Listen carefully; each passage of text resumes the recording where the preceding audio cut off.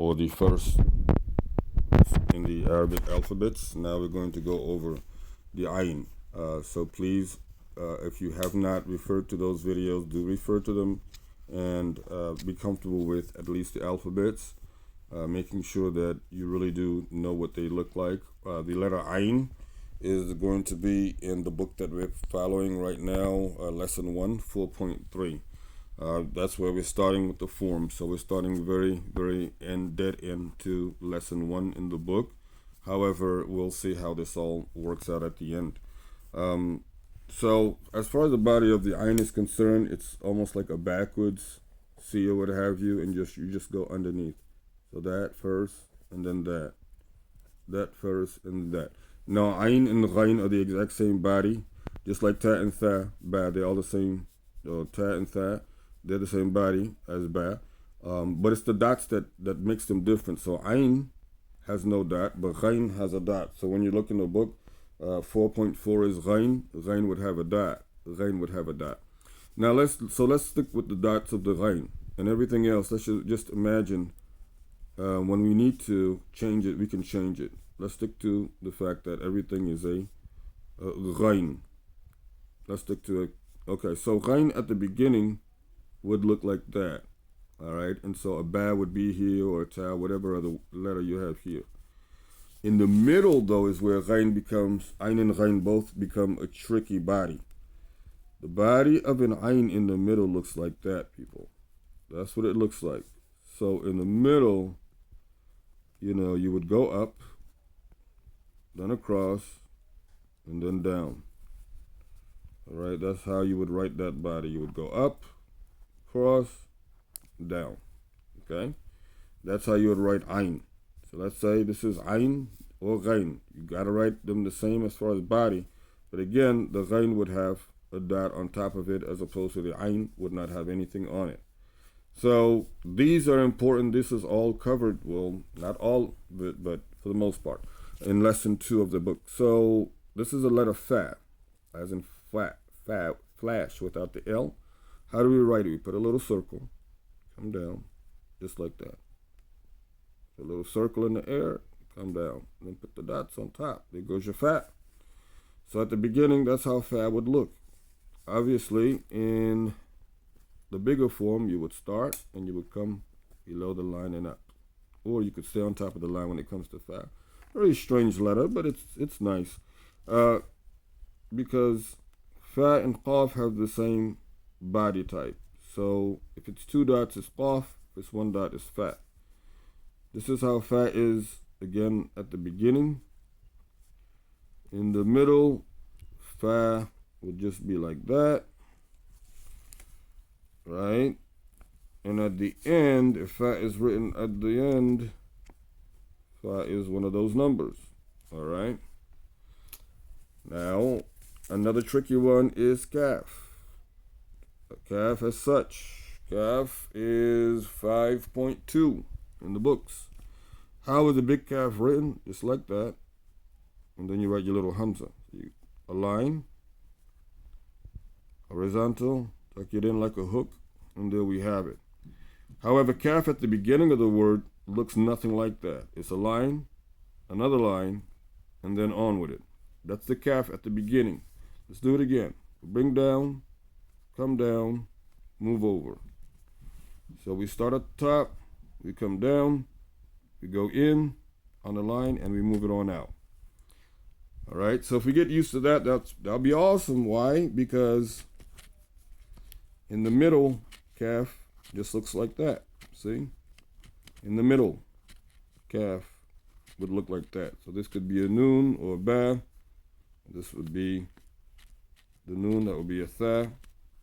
And at the end, we could put a Ya here, which we haven't gotten to, but we'll get to it. Now, as far as the Lam, it's a letter that continues. All these letters continue. So Lam at the beginning would look like that. Lam, when you write it, is the easiest thing to hook. All you got to do is just go underneath the line. So, at the beginning, Lam looks like that. Excuse me. At the beginning, this is how Lam looks in the beginning.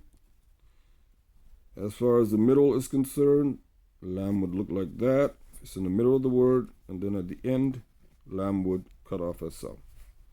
Another one is meme. How do you write meme? A circle, come down. A circle, come down. Meme at the beginning would look like so. In the middle would look like that.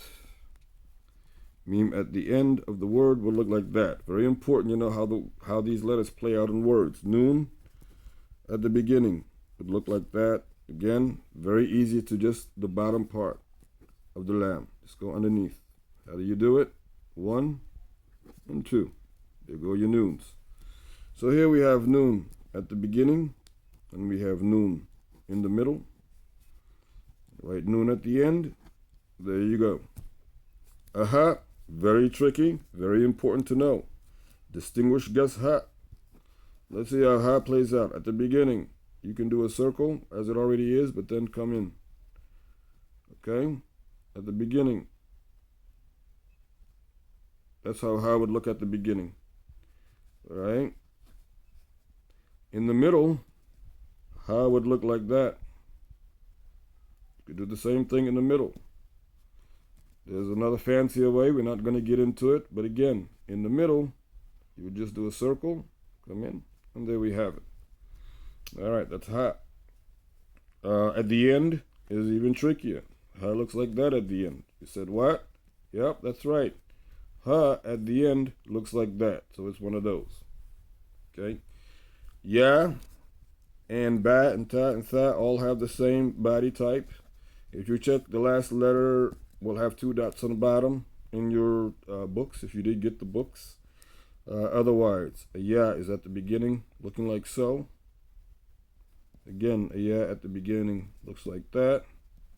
If it's in the middle, a ya looks like that.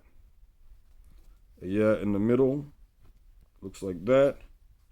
And at the end, ya could look like that. Back to its original form with or without the dots.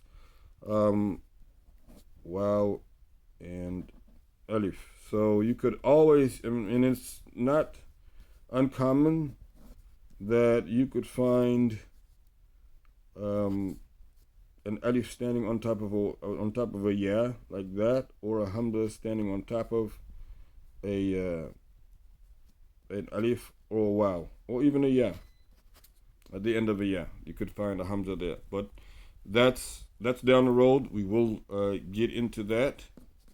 But for now, we are going to move on to what is known as the stretching symbols, which stretch. And it's very brief. It's in lesson 3 in this book. It's just a symbol. It's a very important symbol at that. However, the last letters written was ya, waw, and alif. These letters, they stretch the sounds. We haven't gotten to the sounds yet, so not to worry. But when we do, we're going to see that we have a fatha, a kasra, and a dhamma sound. These are the vowels in Arabic. Fatha, kasra, dhamma. These are single vowels, and then we have double vowels. Single vowels and double vowels. Single vowels as this one, and that one. This would be alone, that would be alone, that would be alone. This one goes on the bottom of the letter. These two go on the top of the letter.